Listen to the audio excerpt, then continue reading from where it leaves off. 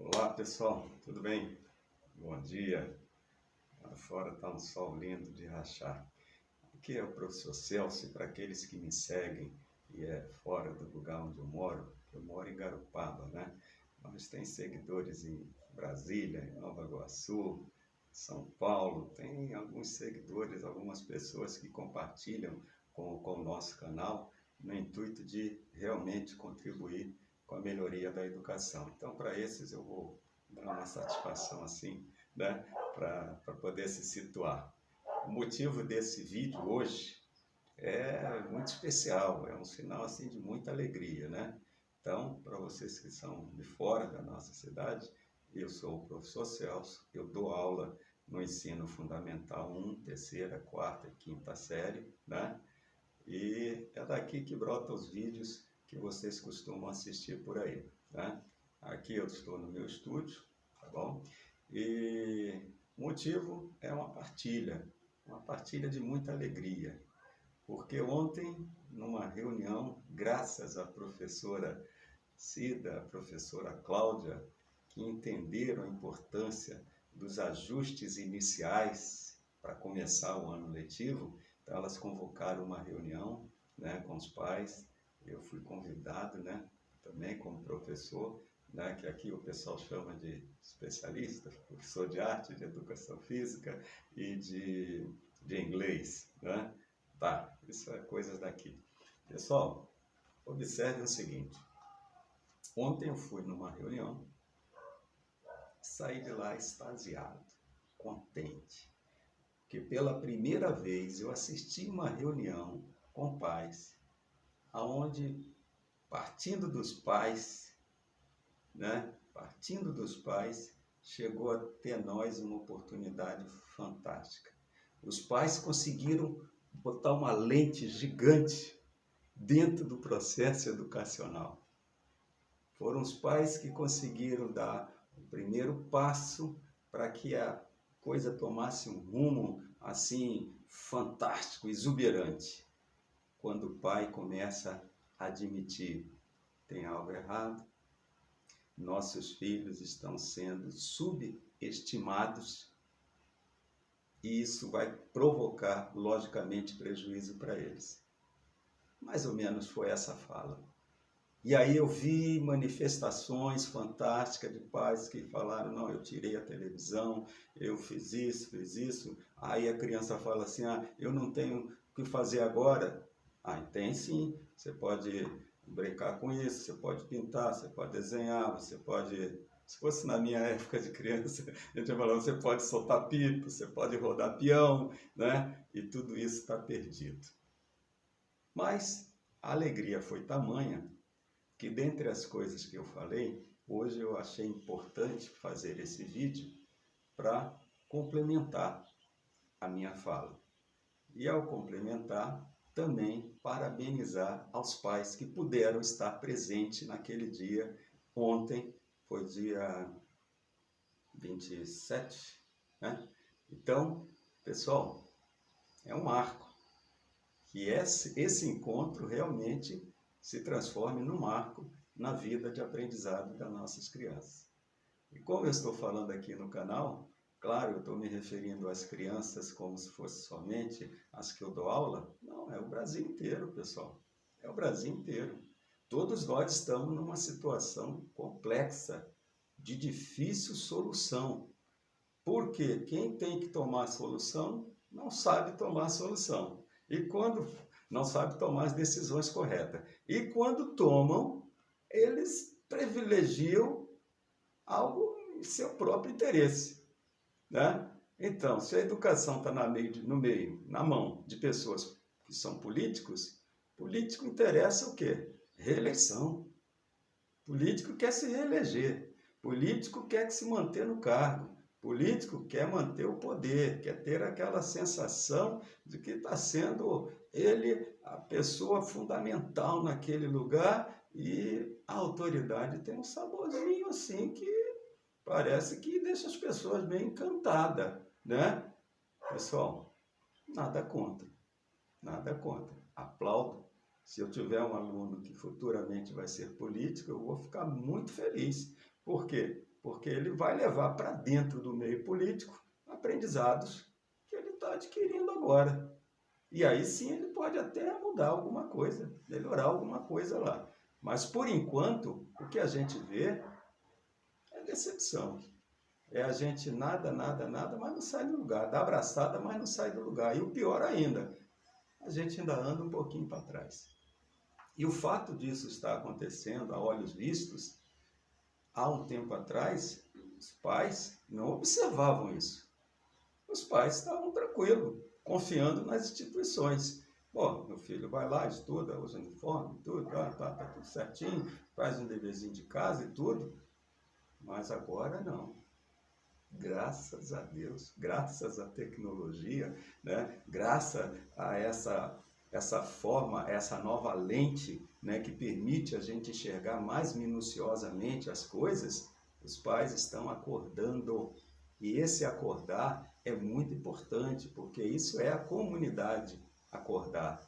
Como diz o Peter Senge, autor da quinta disciplina, né, ele dizia o seguinte: uma das disciplinas principais é a organização aprender com ela mesma, né? A empresa que aprende consigo mesma são as que crescem.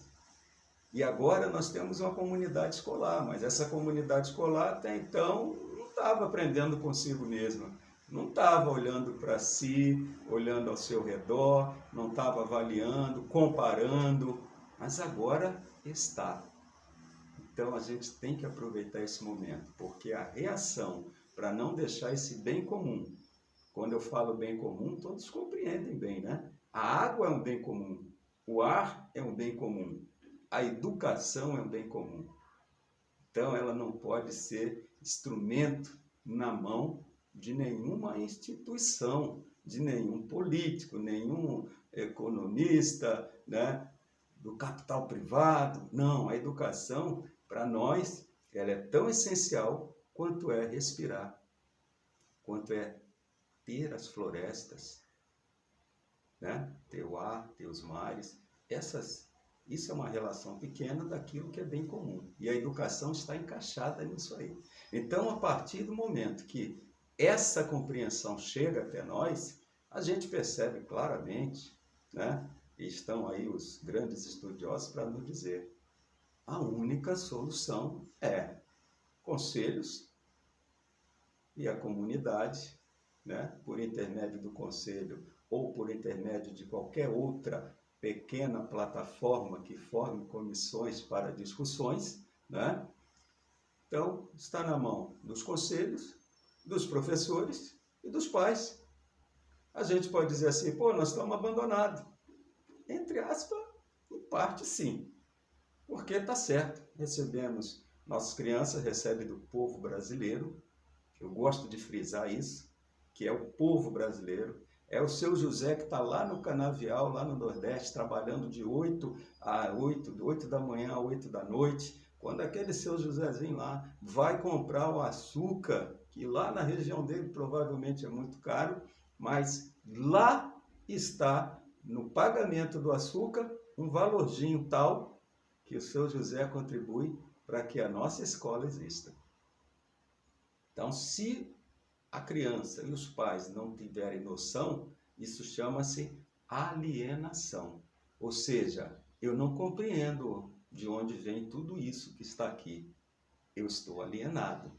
Então, a partir do momento que em minhas aulas eu coloco isso para as nossas crianças, eu não consigo dimensionar, mas eu consigo perceber que em algum grau o comprometimento a nível de criança aumenta. Porque agora ele sabe que quando ele senta ali, tem toda uma estrutura que começa lá com o seu José, né, com o seu João, né, naquele lugar as pessoas mais humildes, desde elas até os magnatas, as pessoas que têm muito dinheiro, né? Todos têm que contribuir.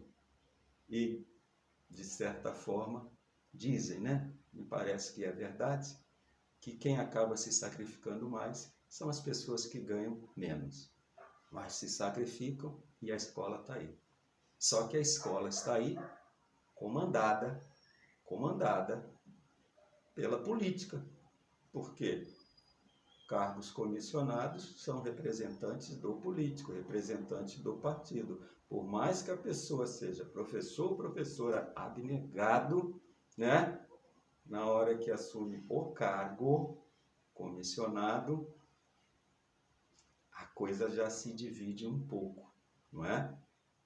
E se divide de diversas formas. Às vezes a gente encontra uma direção de escola ultra, né, para frente, com os pensamentos evoluídos, avançados, o pessoal trava. Não, calma. Essa escola não pode decolar assim as outras, né? Isso acontece, pessoal. Então, em vários sentidos, isso acaba não sendo um bem. Agora, está funcionando? Tá. Tem escola, tem luz paga, salário, tem algumas coisas de informática, etc, etc, etc. Agora, o toque que vai fazer com que ocorra o aprendizado é a iniciativa da escola. E a escola precisa ter autonomia para fazer isso. Não só autonomia, como precisa ter competência. E essa competência brota com a troca de experiência, como aconteceu ontem. Então, eu estou muito feliz, né? Porque eu sinto que eu estou num lugar que proporciona o surgimento do crescimento, da volta ao crescimento educacional do Brasil. Não interessa que é um lugarzinho ainda pequenininho, que é uma escolinha, etc. Mas como essa escola, tem algumas outras pelo Brasil espalhado, que também estão fazendo o seu trabalho e está conseguindo resgatar. Ok? Vou fechar esse bloco. E vou dar uma dica para vocês, né? Eu gosto muito de aprender pelo YouTube. Adoro. E eu tenho uma técnica. Para mim não importa se o vídeo tem 1 hora, 2 horas, 3 horas. Se ele tem 3 horas é porque tem muito conteúdo. Legal. Eu tenho pouco tempo. O que eu faço? Exerço a minha capacidade de administrar o tempo. Ou seja, eu tenho 10 minutos, vou assistir aquele vídeo lá que eu comecei ontem, o professor falou, tal coisa assim. Vou ver o que tem de melhor lá para ele falar que ele está apresentando. Aí eu assisto 10 minutos e fecho. Depois eu venho e assisto mais. Se a coisa for tão empolgante, a ponto de a dopamina não descer, continuar lá em cima, eu vou indo. Mas cuidado para não se atrasar nos seus compromissos. Muito cuidado, tá ok? Mas é importante que esse vídeo de hoje, ele seja assistido assim, completamente, porém, por partes, né? Eu poderia fazer como os colegas youtubers, né, bem-sucedidos já, né, que já estão no topo, falam, não, você faz vídeo curto. Tá. Pessoal, para mim, que trabalho ainda, né, ainda não, né, prazerosamente estou trabalhando dentro da escola, no presencial e tudo. Enquanto a compulsória não me pegar, eu estarei ali junto, né, fazendo o que me cabe. Mas fica difícil a gente montar todo o esquema, aí grava 15. Pô, eu já sei o que eu tenho que dizer no próximo, aí depois mais 15 minutos, mais 15. Então, para encerrar isso aí, sugiro a vocês que, quem quiser agora terminar, parou aqui. Primeira mensagem já foi passada. E agora eu vou entrar numa parte que é muito em consideração também aos pais que não puderam estar e aos pais que estiveram também, porque eu vou dar uma complementada. Então, o meu tópico para complementar, primeiro, é os impostores. Eu expliquei um pouco, falei, mas não falei qual é a essência pedagógica por trás dessa palavrinha. Então agora nós vamos entender. Pessoal, vejam bem. Não vou falar de avaliação como um todo, porque tem um vídeo que eu já falei, é só dar uma procurada aí que vocês vão encontrar sobre avaliação, sobre as falcatruas que a própria lei acaba jogando, né, direcionando para que a avaliação não tenha, de fato, valor nenhum, a não ser como uma prestação de conta para os votantes, para as pessoas que elegem outras pessoas. Eles precisam saber que o dinheiro está sendo gasto, que está tendo aprendizado, etc, etc, etc.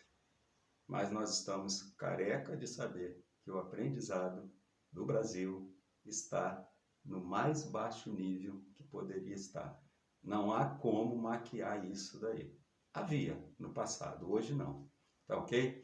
Então vejam bem, quando eu falo aluno impostor, é a minha relação íntima com ele, é brincando com ele, é fazendo ele rir, né, dessa coisa, né? Ô, professor, né? E aí chega uns assim que ele sabe que quando o professor vai perguntar, ele fala, erra, professor, me erra aí, pô. Aí eles estão lá disfarçando, o professor vai em cima. O nome disso, pessoal, em verdade, é avaliação formativa. A avaliação formativa é aquela mesma avaliação que a senhora ou o senhor que gosta de cozinhar, né? Quando está fazendo um cozido, o que a pessoa faz? Ela bota nas panelas, bota na panela as coisas, acende o fogo e vai ver televisão e fica lá o tempo todo. Me parece que os bons cozinheiros que conseguem fazer os bons pratos, ele sabe o que está fazendo, ele observa o que está acontecendo, ele age conforme as necessidades, ele mexe na hora certa, abaixa o fogo na hora certa, tudo isso para garantir um resultado satisfatório.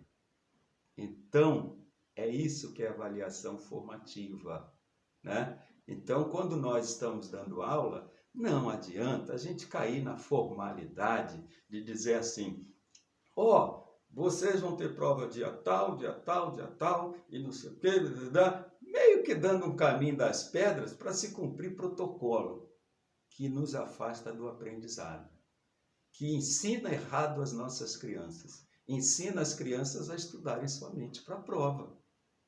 Uma pessoa que só estuda para a prova, depois da prova ela esquece tudo. Entenderam, pessoal?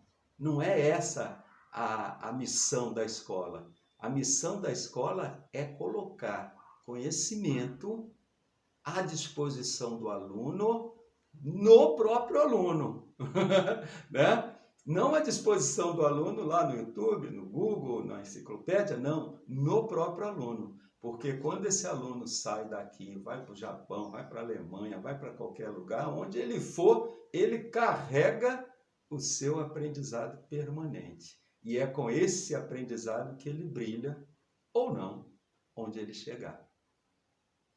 Entenderam a diferença? Então, se nós estamos ensinando algo, produzindo aprendizado, então esse aprendizado é para ficar na pessoa, começar a fazer parte dela. Não é à toa que quando a pessoa está escrevendo lá, a gente pode fazer uma metáforazinha, né? Uma comparação aí. O conhecimento está entrando aqui, ó, está entrando nas veias. É como se alguém estivesse injetando aqui e já vai rapidamente para o sangue, para o cérebro, para o coração, tudo. Então, o conhecimento ele tem que ser verificado constantemente. Não de mês em mês, de semana em semana. Essa é a avaliação pro forma, né? Mas a avaliação dos educadores, dos professores, ela não tem nada a ver com isso aí. Ela tem a ver com, eu ensinei agora que o ponto não existe. Ah, professor, como que o ponto não existe? Eu sei, eu estou vendo o ponto, tem um ponto de ônibus, tem, né? Oh, que maravilha, começamos muito bem. A gente jogou a semente e o solo já está reagindo, né? Então, aquele ponto ali eu tenho que explicar. Nesse momento é difícil para ele abraçar. Não tem como ele abraçar tudo, não alcança aqui, ó, não alcança, certo? O plexo, ele está complexo, ele não está permitindo esse abraço. Aí a gente vai explicando. O ponto, pessoal, vamos olhar no dicionário, é um ente adimensional. Então ele não tem dimensão, Se ele não tem dimensão, ele não pode ser mensurado. Se ele não pode ser mensurado, ele não existe, ele é só imaginação. Adimensional, não tem dimensão. Por isso o ponto é imaginação. Pessoal, quando essa criança consegue compreender isto, ela acabou de botar esse conhecimento lá no cavalinho que nós temos no cérebro, né? Que é o cavalo marinho, que nós chamamos de hipocampo, que é uma região do cérebro similar ao cavalo, por isso tem esse nome hipocampo. É ele quem acabou de absorver, de compreender, comprimiu já está sob o domínio. Só que ali, o que aconteceu lá no hipocampo é algo rapidinho, é memória de curto prazo. Ali não é o lugar de ficar. É igual você receber os carregamentos, você fez umas compras, etc, de móveis para sua casa, e você viu lá o caminhão chegando, as pessoas chegaram e botaram tudo ali na varanda, na entrada da casa. Ali não é o lugar de ficar. E tem mais, vai ter que ter alguém que vai olhar lá e falar, ah, sim, isso aqui tá certo, é isso mesmo que eu encomendei. De repente a pessoa vê um negócio ali, não tem nada a ver com ela. Não, isso aqui, pode levar de volta. É assim que o cérebro faz. Então, todos esses conhecimentos, incluindo os que foram compreendidos, que são os mais valorosos, os que foram compreendidos, porque os que não foram compreendidos já serão descartados de qualquer forma. Porque a pessoa não tem como rever, porque ela não compreendeu, se rever não sabe o que está vendo de novo. Agora, os que foram compreendidos, que é o alimento real, né, que vai envolver e fortalecer o intelecto dos nossos alunos, esse aí, o cérebro vai à noite, enquanto a criança, o adulto, seja quem for, dorme, ele vai dizer o que vai entrar na casa e o que não vai.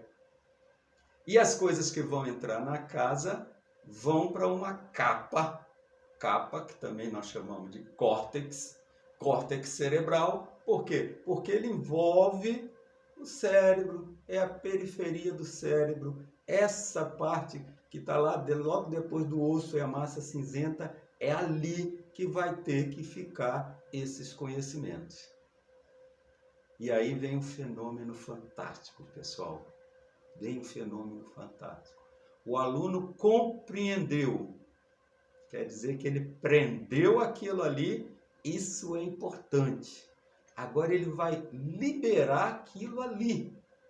Ele vai aprender, certo? A é o contrário. Então, uma coisa que está presa, ele vai aprender. Ele vai soltar para que ela venha para o lugar certo. Então, eu aprisionei, eu compreendi, e agora eu vou soltar, e aí ele vai ocupar o seu lugar correto. O lugar onde tem que estar todos os conhecimentos permanentes do ser humano. Vocês entenderam as palavrinhas agora? Aprender. Muita gente não para refletir sobre isso, né? Mas as palavras são sábias, né? É você soltar aquilo que você prendeu, que você compreendeu, que você absorveu, e agora você faz um outro fluxo de liberação, de libertação. Vai libertar para que aquele conhecimento possa livremente estar com os seus pares no lugar exato. Esse é o trabalho do ser humano, está aqui na Terra para fazer esse processo acontecer. E à medida que esse processo acontece em alta ou baixa escala, esta pessoa vai construir em baixa ou alta escala. É simples demais. Então, papai e a mamãe, sabendo disso, não tire o peso dos seus filhos. Vai lá, ajuda ele, dá água, né? Dá um lanche. Filho, está estudando sozinho. está ali penando, sofrendo, com dificuldade, de vez em quando ele vai fazer igual o professor faz, aí pá, né? Dá um murrinho assim na mesa, na hora que ele compreender, na hora que ele ficar alegre, igual o professor faz na sala. Quando aquele aluno que eu falei no início, eu considerei que ele pode ser um impostor, significa que pode ser que aquele aluno que parece que entendeu, não entendeu. E se eu não for um bom professor, eu vou deixar ele ir para casa sem compreender. Então eu tenho que fazer meu teste antes. Então, essa coisa, ela é altamente pedagógica. É a prevenção, é o auxílio que a gente dá para essa criança. E aí, quando eu chego no aluno, e o aluno, fulano, o que é um ponto?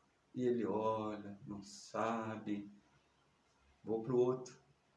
O que é um ponto? Vou para o outro. Aí chego num, ele fala, professor, ponto é isso, isso por causa disso, disso, disso, disso. Pá! Aí o professor faz aquele barulho ali e eles ficam, oh! Aí eu volto a perguntar para os que não sabiam. Todos sabem. Quer dizer que aquele aluno tem uma capacidade que foi explorada naquele momento. O professor falou, não adiantou. Quando o aluno falou, o colega falou, eu pergunto de novo e todos sabem responder. E quando eu esqueço de bater na parede para fazer mesmo aquele estardalhaço, homenagear aquele aprendizado, sempre tem um lá que fala, professor, aí limpa a mesa, faz assim, né? Aí lá vai o professor, a mão já doendo já e tudo. Aí agora eu inventei outra coisa. Inventei um carrinho. Pena que ele não está aqui agora, senão eu ia mostrar para vocês. Acertou. Brilhante. Vem cá. Aí vai dar uma volta no carrinho. Aí o professor bota a mão nas costas e empurra ele. Né? O professor faz isso. Conduz, ajuda. O pai e a mãe também. Aí ele vai no carrinho, ele não está nem se dando conta, mas o inconsciente dele está pegando o quanto é importante sentar naquele carrinho e dirigir. Eu não vou dirigir por ele, é ele quem dirige. Ele tem que conseguir sair na porta direitinho, sem bater na lixeira, sem bater em nada. Né? É um momento importante. É um momento que a dopamina dele já estava lá embaixo. Aí, de repente, parece que é um recreio ali, porque sai todo mundo para ver se ele vai bater, se ele não vai bater e coisa e tal. E aí eles andam ali uns 30 segundos. Tá bom, parabéns, aprovado, pode voltar para a sala. Pessoal, a dopamina sobe. E aí, essas crianças podem ter uma continuidade no processo. Então, aquilo que eu falei sobre o impostor, se não for explicado, algumas pessoas podem não interpretar direito, mas é importante compreender que quando eu falo impostor, significa ele está se fazendo passar por aluno, mas por falta de consciência. E essa consciência a gente tenta fazer brotar o tempo todo, porque na hora que ele assumiu, ele está autônomo. E aí ele saberá até dizer assim para o colega, cara, espera aí, o professor está explicando lá. E eu já vi isso acontecer.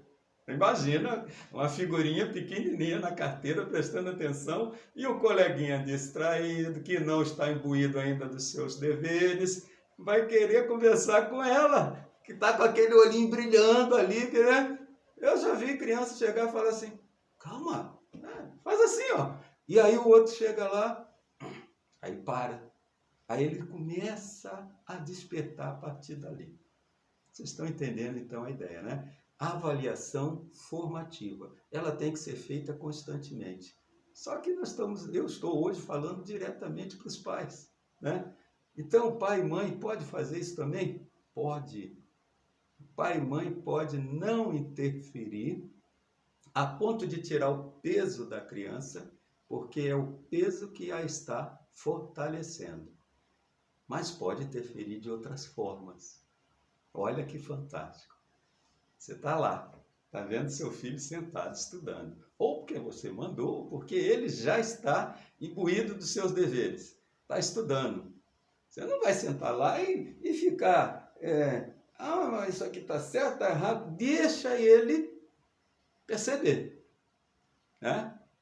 Eu sempre oriento que eles contem para o pai e para a mãe tudo que eles aprenderam. Não é para dar satisfação, pessoal. É para ele poder fazer com que aquele conhecimento compreendido seja liberto e vá para o córtex cerebral. E isto acontece quando nós olhamos a mesma coisa 2 vezes ou mais. Tem forma melhor de rever do que a gente poder compartilhar e contar para alguém? Não tem. Então, o pai e a mãe podem compartilhar isso aí, pode fazer esse trabalho. E aí, filho, o que foi hoje? O que é que aquele doido do professor de arte falou para você lá? Pode falar isso, eu não fico chateado, não. É assim que eu falo com eles, né? Porque quando eles estão conversando, eu falo, ó, pessoal, desculpa, eu estou atrapalhando o coleguinha que está falando ali. Veio para a escola só falar, só conversar com os amigos e o professor fica igual um besta aqui querendo ensinar, né? Desculpa, tá? Posso continuar a minha aula? Eles estão num sustinho assim, de leve, e daqui a pouco leva tempo para eles sair do equilíbrio novamente, porque eles começam a compreender. Então, papai e a mamãe pode entrar nesse barco também, logicamente. O filho está ali, né? Estudando. Estou de olho. Isso é bonito, essa monitoração assim. Estou vendo. Vai lá, prepara uma coisa gostosa, né? Um lanchinho gostoso, coisa e tal. Quando ele menos espera, bota lá. Talvez o que ele goste mais, bota lá para ele. Ou ele vai se sentir importante, né? Um CEO de uma empresa, né? Porque a mãe, com aquele amor imenso, pode ser o pai também, logicamente, vai lá e ele sente que aquele momento está sendo valorizado.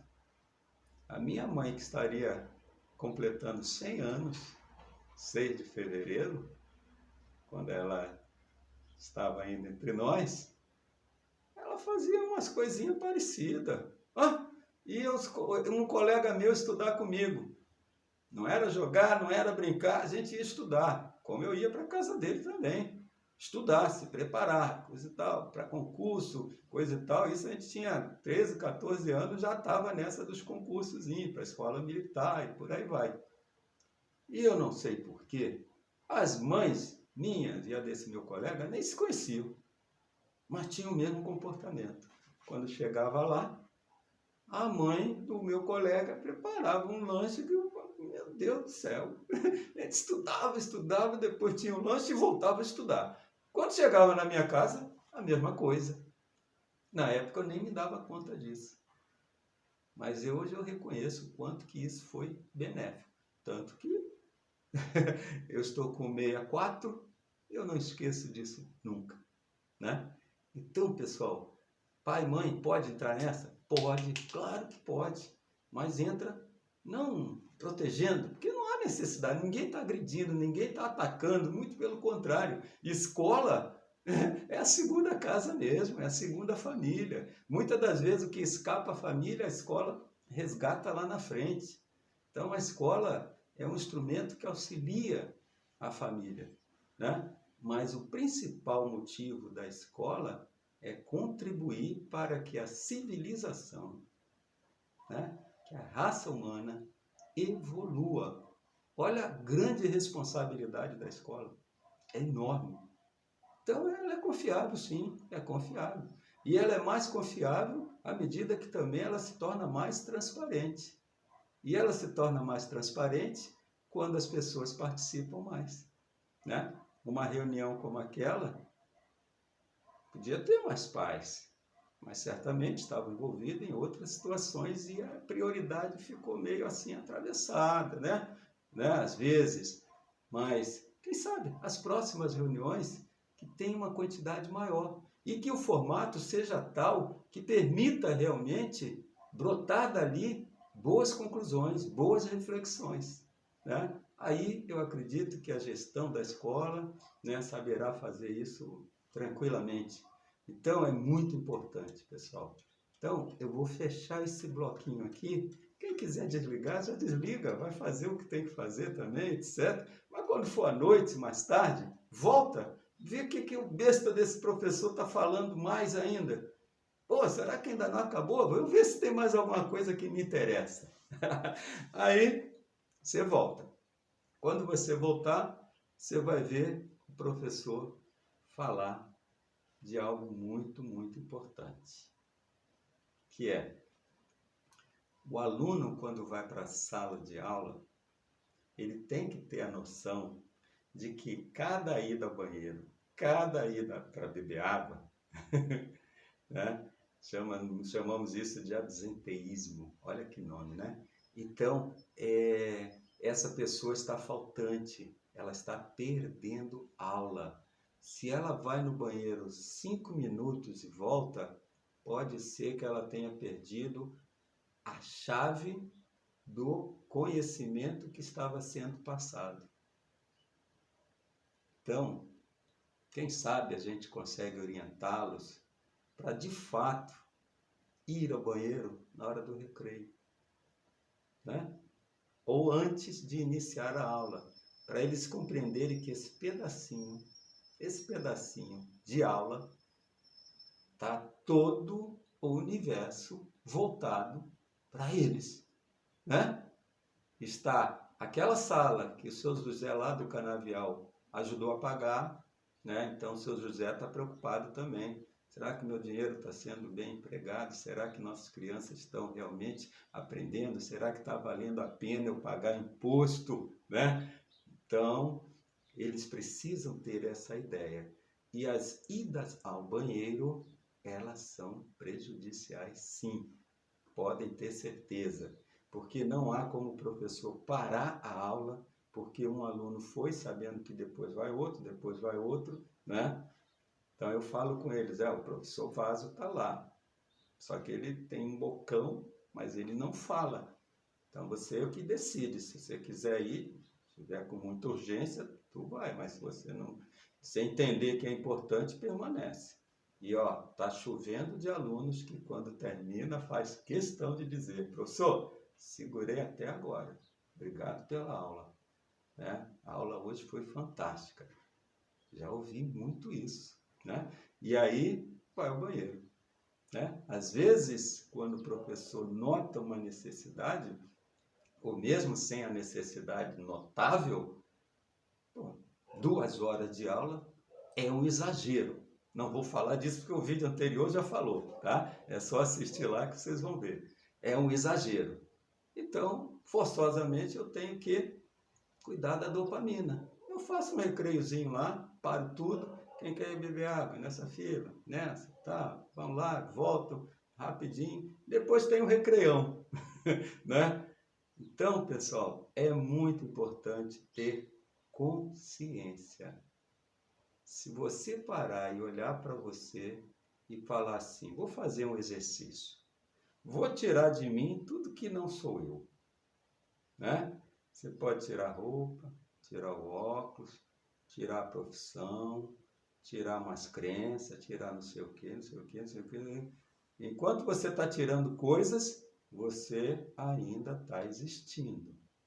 Mas na hora que, porventura, seja lhe tirada a consciência, você não existe mais. Então, para vocês sentirem a importância que é a tal da consciência.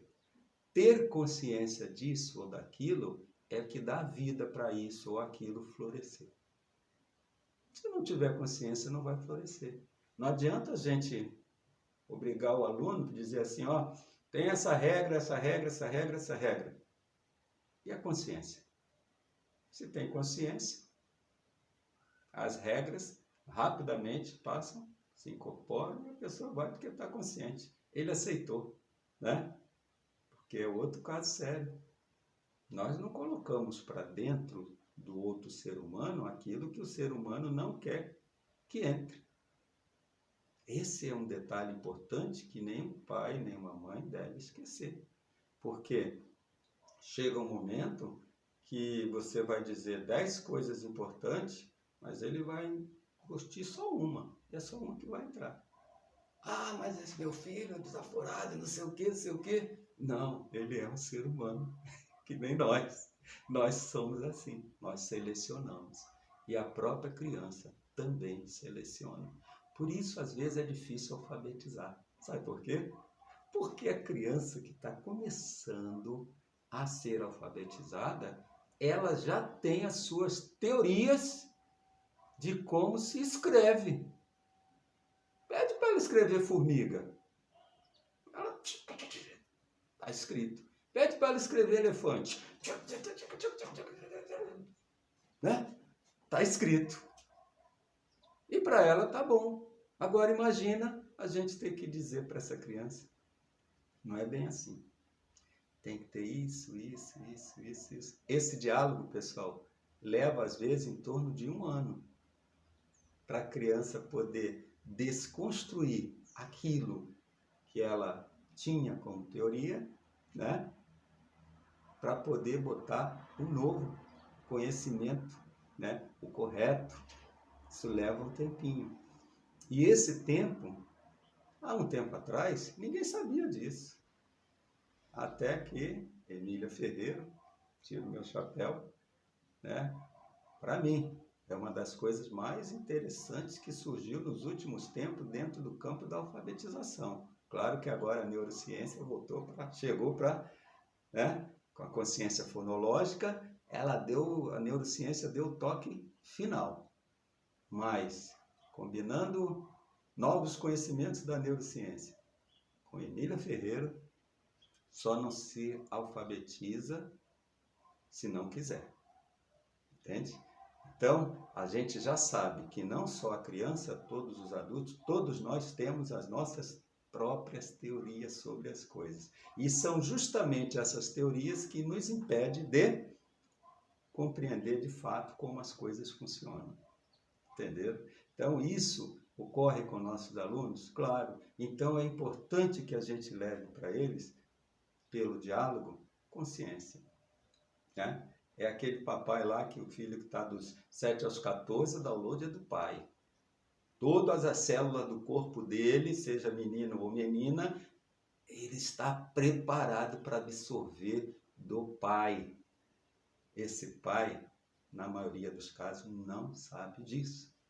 Como a mãe, dos 0 aos 7, também não sabe. Mas, instintivamente, a mãe está presente ali o tempo todo. Então, essa criança floresce às 1000 maravilhas. Agora, o pai tem que pegar essa criancinha. Tem 3 filhos, 5 filhos? Não interessa. Pega um de cada vez. Vamos andar, mãozinha dada, conversa como se ele fosse um adulto, né? Ou como se você fosse criança igual a ele. Conversa, porque ele precisa de respirar essa sua presença. E à medida que essa criança respira essa sua presença, algo nele vai se rearrumando, vai se ajustando, uma coluna vai crescendo. Então, do 0 aos 7, a coluna da mãe, dos 7 aos 14, a coluna do pai. Mas acabou de construir a casa? Não. Agora, com essas duas, ele vai para produzir a terceira coluna, que é junto à sociedade, que aí começa a brotar na escola, na igreja, no futebol, etc. Se essas 3 colunas forem bem feitas, a distância, a altura que eles vão alcançar é enorme. Então, esses detalhes eu estou falando a título de despertar a consciência. Perceber o quanto ela é importante, não só para nós, mas também para a criança. Aí a gente começa a ver que essa coisa de botar de castigo, dar chinelada, puxar a orelha, etc., vai ficando obsoleto. Não vai mais precisar disso, né? Eu vou confessar para vocês que eu tenho 3 filhos, né? Os 2 primeiros, não fui tão perfeito, não. Não fui. Botei de castigo, dei palmada. Então, minha mãe dava varada, fazia um monte de coisa, eu aprendi aquilo ali. E eu só tinha 20 e poucos anos, 28 não, 28, 30 anos. Era uma criança em relação a isso. O tempo passou, veio os arrependimentos, né? Bate na criança, a criança chora de verdade, sente a dor, isso vai lá no coração da gente, dói. Aí tem pai, tem mãe que, às vezes, nunca mais eu vou bater no meu filho. Só que aí, quando o filho precisa ser sacudido, a pessoa não sacode, vai lá e faz para o filho. Isso é um desastre. Quando eu não faço mais isso, não ponho de castigo, eu tenho que me desenvolver rapidamente para botar o diálogo no meio disso, o argumento, a conversa, etc. Meu terceiro foi uma menina, a Monique. A Monique nunca, da minha parte, apanhou. Nunca deixei Monique de castigo. Foi possível criar? Foi. Me enche de orgulho, né? Assim como os meus 2 filhos também. Por quê? São autônomos, eles cresceram, construíram autonomia. Então, quando eu falo que essas atitudes, ela pode até desprezar aquele outro lado, despreza assim de coerção, etc., a partir do momento que nós começamos a dialogar. Nós estamos em aprendizado também. A gente não pode esquecer isso. Nós estamos também em aprendizado o tempo todo. Adorei quando a professora Cláudia falou assim, antes eu botava uma quantidade X né, escrevia no quadro um tanto, depois eu fui diminuindo, e ela falou, a gente vai aprendendo. Parabéns, é assim mesmo. Isso acontece com quem é humano. Seja o pai, a mãe, o professor e as crianças. Só que nós adultos temos uma obrigação de, em compreendendo mais e melhor, orientar para que eles não tropecem, onde nós tropeçamos várias vezes. Então nós vamos construir a geração daqui a 20 anos, construindo essa que está agora. Tá? Então a educação dos filhos dos seus filhos começa agora. Precisa ter consciência disso. Quando você está educando seu filho, você está educando, na verdade, seu neto. Olha que fantástico. Então, pessoal, esse eu vou considerar o último bloco desse vídeo, já são 47 minutos, né? Eu nunca fiz um vídeo tão longo assim, mas eu espero que vocês ajam daquela maneira, assiste um pouco, depois assiste mais, e eu deixo aqui, então, o meu forte abraço para todos vocês. Se eu ver, eu botei uma coisa aqui legal, que este ano seja... Ah, que maravilha! Que este ano seja, né? Que este dia de ontem seja um marco para esse ano letivo que nós estamos começando. Que esta reunião que gerou esse vídeo, que ela seja fundamental para a gente alavancar os aprimoramentos que necessitamos para que até o fim do ano a gente possa depois se confraternizar e dizer, caramba, olha aí que sucesso. Ainda mais quando a gente vê essas crianças lá no 6º ano dando show, sabendo as 4 operações, sabendo ler, interpretar, escrever. Aí eles estão prontos para aquilo lá, entende? Então isso é importante. Eu, professor Celso, não me preocupo com essas coisas de IDEB, coisa e tal, porque tem umas coisas sinistras por trás disso. Mas eu olho assim, né, para ver, aí eu vou direto no PISA. PISA é avaliação internacional. O Brasil está sempre lá embaixo. E nós temos que fazer alguma coisa. E a hora é agora. Digamos que a gente só está começando, mas vamos começar e não parar. Conto, logicamente, com a minha capacidade de praticar esforço e com a capacidade de vocês praticarem esforço. Vou falar sobre isso um outro dia, quando o professor falar sobre matética, ok? Já tem uns vídeos que falam sobre isso, mas eu preciso aprimorar mais esse vídeo ainda, tá? Mas quem quiser já conhecer, tem um vídeo que fala sobre matética, tá ok? E aí nós vamos ver como é importante a capacidade de praticar esforço. Como é importante a motivação. Olha, essas 2 coisas são as ferramentas básicas para a aprendizagem. Não é para o ensino, tá? Não é para o ensino, é para a aprendizagem. A aprendizagem é como você vai direto ao ponto. Você vai lá, direto. Ou seja, você constrói autonomia. Por isso ela não é muito propagada.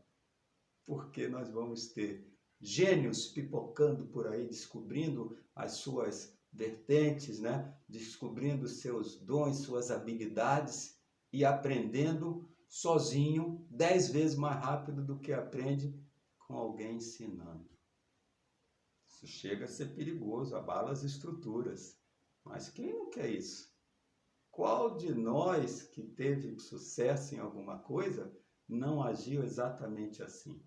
A gente não tem muito sucesso porque a gente simplesmente se foi lá e alguém ensinou. Não, a gente tem o sucesso porque a gente se esmerou, se esforçou, mantivemos a nossa dopamina lá em cima, porque o nosso interesse era tamanho em ouvir aquela pessoa, em ler aquele livro, né? Assistir aquela palestra. É isso que é a força do aprendizado. Nós vamos tentar. Tomara que a gente consiga ensinar isso para o máximo de crianças. Tá bom? Então, fiquem com Deus. Parabéns, direção da escola que promoveu esse encontro. Parabéns àqueles pais que estavam presentes lá, né? Que grandiosidade foi aquele encontro. Pena eu realmente não pude ficar mais tempo lá, mas eu vou dizer a vocês, quando eu cheguei em casa para dar a aula que eu ia dar, o meu aluno estava sentado lá na calçada, esperando, 68 anos. E eu consegui ontem, depois da gente falar sobre Teixeirinha, Luiz Gonzaga, Gilberto Gil, Caetano Veloso, etc., chegamos nos números relativos.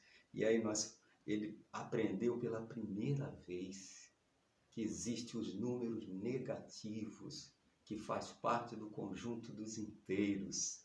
E eu imagino que com a inteligência que esse amigo tem, ele vai deslanchar muito rapidamente, vai passar no concurso tranquilamente. E aí eu sou obrigado a reconhecer. Atrasei, mas o próprio universo providenciou que a pessoa não fosse embora. Estava lá, então deu tudo certo. Né? Então, fico muito feliz e é por isso que essa manhã eu acordei, fui meditar, todo dia eu medito pelo menos 1 hora, um dia a gente fala sobre isso, e essa coisa ficou na minha cabeça. Foi o pensamento mais difícil de se afastar de mim, foi a reunião de ontem. Então, ela foi encantadora. Um grande abraço e parabéns a todos.